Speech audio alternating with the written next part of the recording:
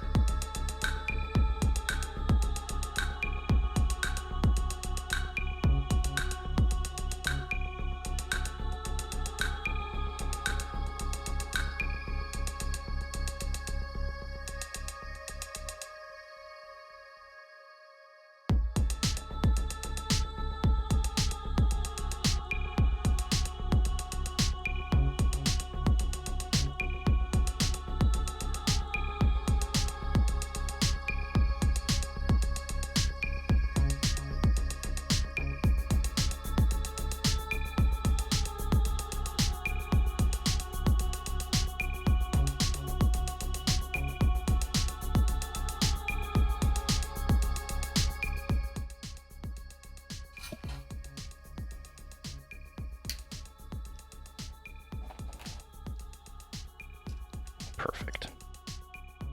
Plugged in. Outer casing, which I did not paint. There was no corrosion on there or rust or anything.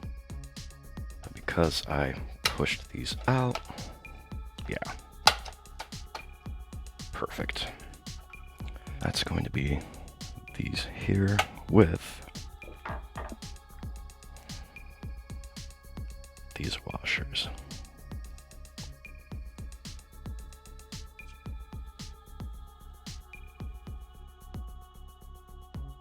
One power supply,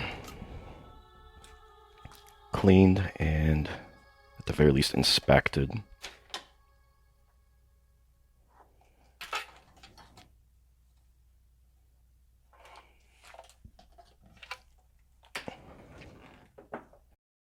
Now, the other dilemma I'm debating, I don't really have anything, but I want to put a UV protectant coating on here, similar to the ones you would use probably inside your dashboard, except that I don't have anything. I do have this clear matte spray paint, but I don't really want to use that. So I may just reassemble everything and then just coat everything after the fact. It's not like it's going to be that difficult to take apart. The only plastic pieces are the ones that are easily removable, so I'll probably worry about that at a different time. But now I get to reassemble everything, and I'll have to change the camera angle because of room, so I'll be back. Okay, so hopefully one of these shots will appear on camera. so I can at least have some sort of footage. So here's the case, and as you can see, I just did a light spray painting. Obviously covered the label, that's why it's not painted there. Forgot about the port icon descriptions, whatever you want to call them, although I can probably clean that up a little bit, maybe with some IP and a little bit of magic eraser. We'll see. But let's go ahead and get everything back together and do a montage of sorts.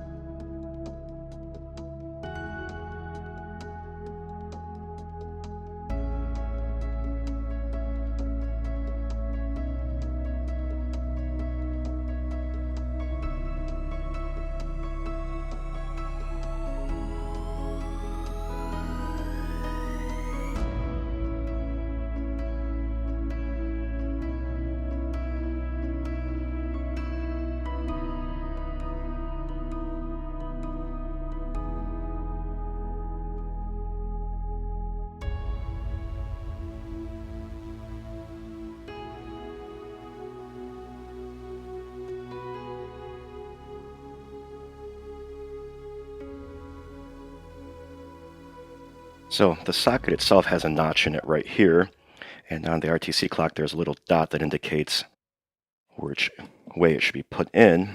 So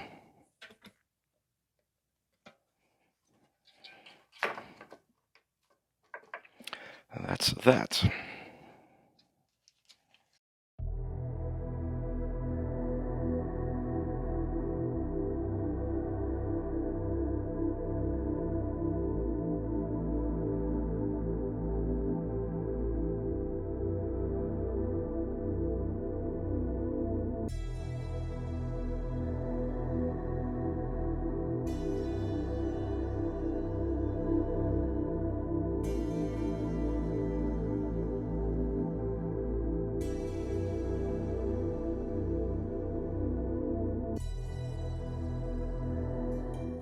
$5mm socket for these types of nuts that hold ports in typically.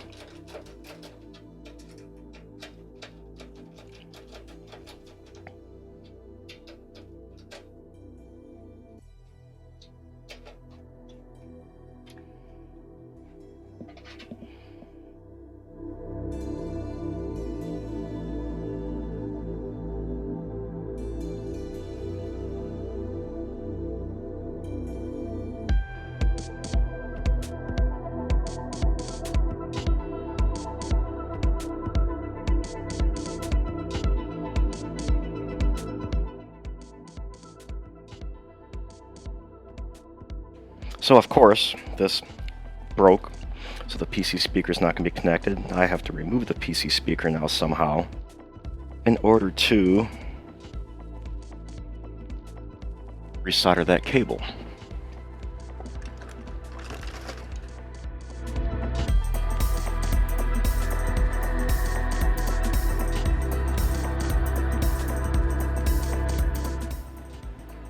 Now you may have noticed that the stickers are missing, the label and the Intel Pentium. I did remove them with a hair dryer, but I'm probably going to have to use double-sided tape to reaffix them because the stickiness isn't really there.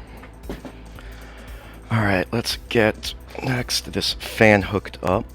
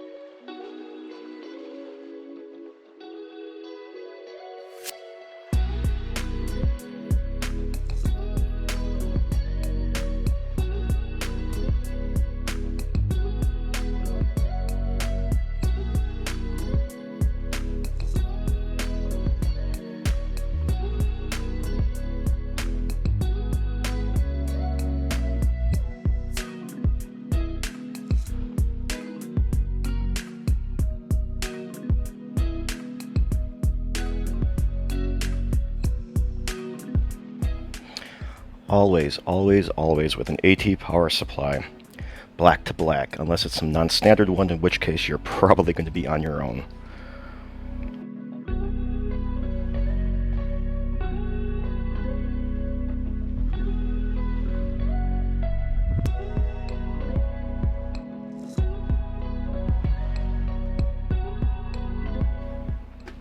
Now this one's blank because this did contain the modem in it before. I'm not going to put the modem back in. I'm going to put something different in here. Not sure if it'll be in this video, might be the next one, maybe a future video, but there will be something else going in there.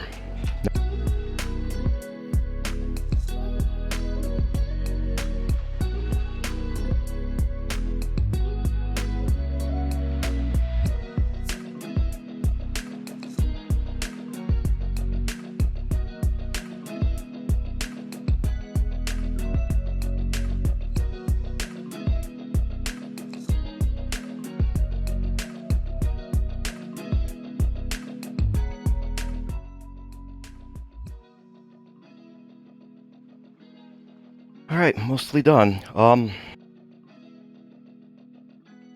Always double check, triple check all your cables and everything, especially on these older computer systems where there's no real good cable management.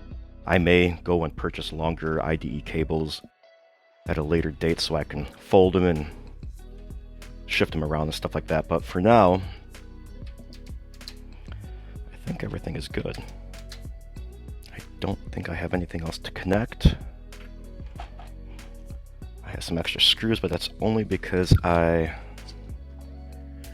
removed some that were there that should not have been there and added my own. So I'm not going to put the case back on just because of the fact that these rubber feet I think are what make it so difficult to remove. They add some extra traction, so instead I'm just going to power everything on as is. As soon as I can find a VGA cable and a power cable. I did not clean or Retr0-Brite the keyboard or mouse because of time, but I will get that for a future video. But for now, let's just get everything together and test it. I guess here goes nothing. We plug the power cable into the power supply and then hit the power button. Hope nothing blows up.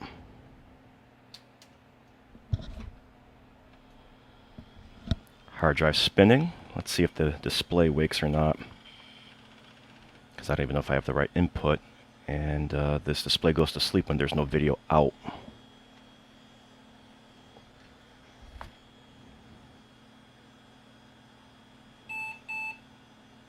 It's probably the CMOS, but again, can't see anything on screen because the screen likes to go to sleep, like I said.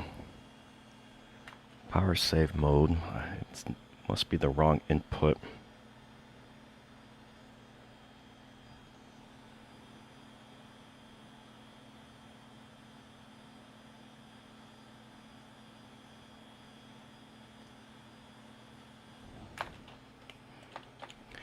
Keyboard's lit up, but still not able to get anything on screen.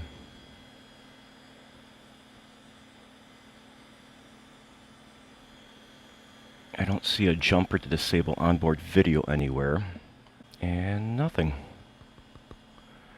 I probably have the wrong VGA cable plugged in, because there's two back there.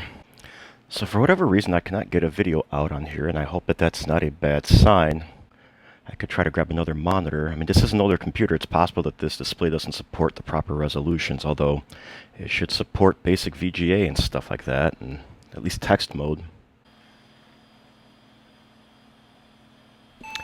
Still not getting any video out. That's more like it, although... There.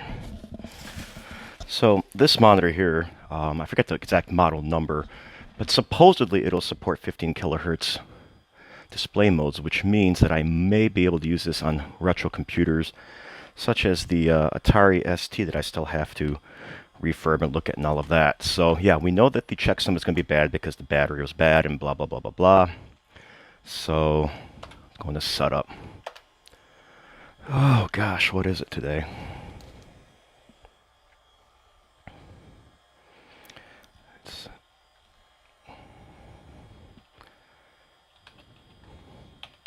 Oops.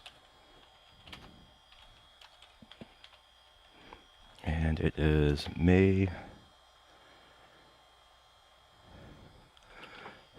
17th.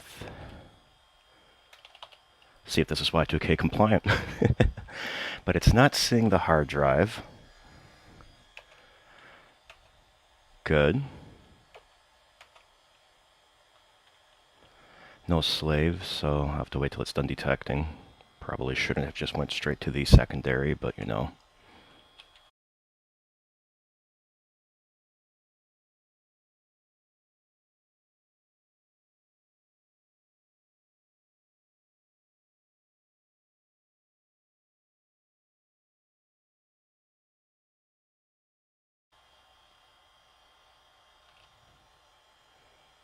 Interesting, remembered that. And there. EJ, VJ. This is fine, fine, fine. Actually, yeah.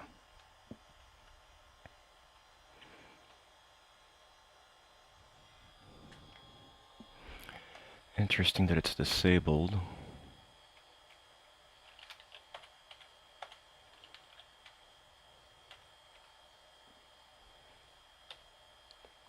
Unless it's disabled because of the infrared port up front, so...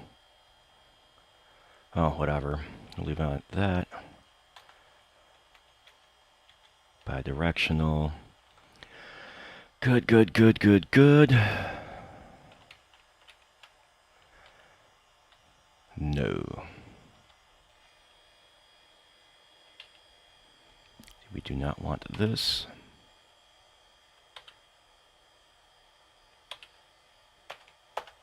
Let's see if this new battery works. And clock, I suppose, RTC clock, so.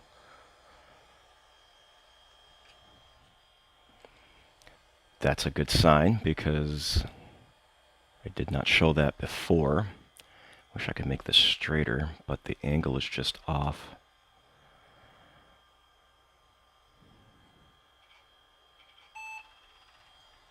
Floppy drive. Nothing there. Starting MS-DOS. So this was factory reset. Sweet, so it's working. Now, of course, do I want to go through this whole setup, or do we want to... Oh, look at that. Sure.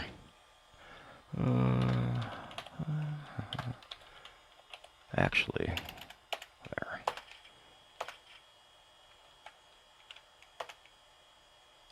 Let's see if I remember... It's somewhere. Let's see if I remember the original one, though. We'll have to blur this part out, just in case Microsoft's lawyers are out there still. They're not as good as Nintendo ninjas, but, you know. Hey, look at that. I remembered.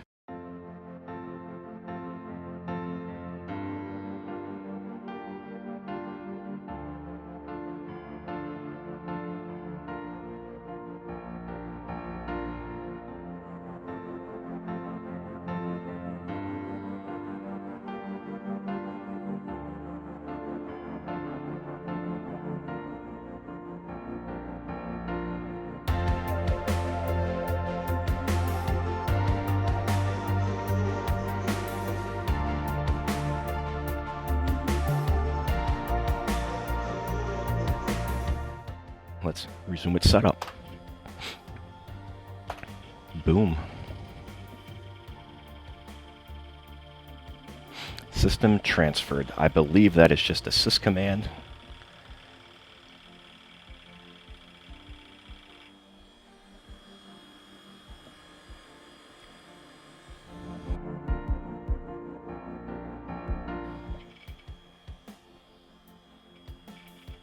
So excited! I have not seen this screen in forever. And I'm not just talking about the Windows 95 boot screen, the one that says NEC on it.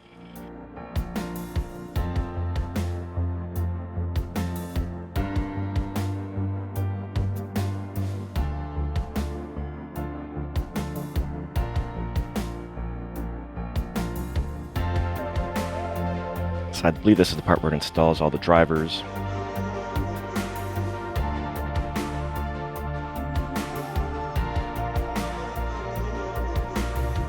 Microsoft Exchange. Interesting. You know, if I had my original Lexmark 1020 printer, I can install it now, but I don't, so maybe I'll try to find one, see if I can't get it.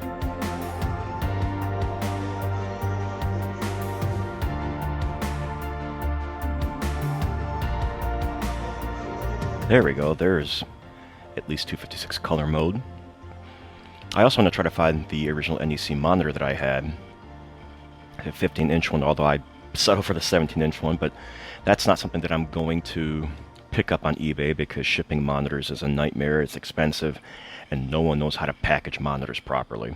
So I gotta see if I can try to find one locally. I probably won't, but who knows, maybe one of these days in my travels I will come across one. I'd really like to.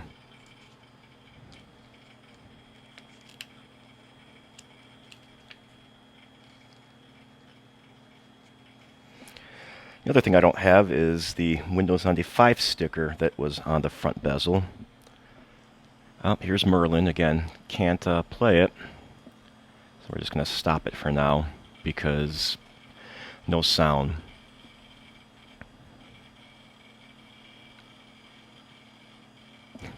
Windows tips. We'll close this for now. Yep, the remote is upstairs currently. So this is kind of cool. You had these little custom icons with this custom wallpaper that they had set up. I forget how it worked. Oh, see, I clicked on the quote-unquote cell phone, so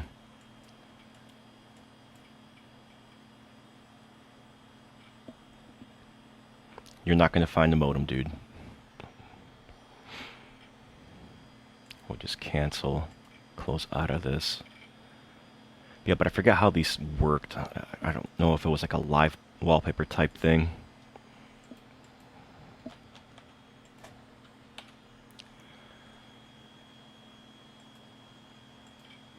Yeah, it might have just been an overlay, an app or something that had transparency in there. But there is the Merlin Tor that I can always rerun. Like I said, we're going to end up reimaging this anyway. Do I have an option to not stretch?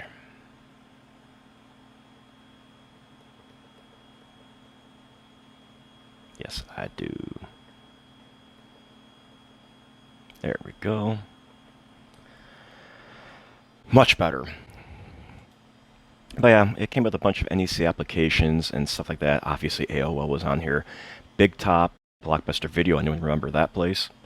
CompuServe, Dog's Adoption, Dr. Seuss's ABC. Some of these I think you need the original CD for, which I don't have, unfortunately. Like if I go here, yeah, so I don't have that CD, unfortunately. I'll have to see if I can find one on eBay, or at the very least something like archive.org or one of those other sites. But yeah, we're getting there. But this will be the end of part 3. Stay tuned for part 4, where I'll hopefully have the keyboard cleaned and retro-brighted along with the mouse. We'll get CFIDE installed, get the chassis back on, get these stickers reinstalled, and really go through this whole system, and hopefully won't be in the basement either. We'll be up in my office. It's a little bit quieter, a little bit more of a homely feel. But yeah, that's it for part 3. If you like this video, go ahead and hit the thumbs up. And if you haven't yet, feel free to subscribe. But again, it's never an obligation. I do appreciate it though, but it's never required here. If you didn't like the video, go ahead and hit the thumbs down. But please leave a comment below as to why, so I can try to use that to help things going forward. Otherwise, thanks all, and I'll catch you later.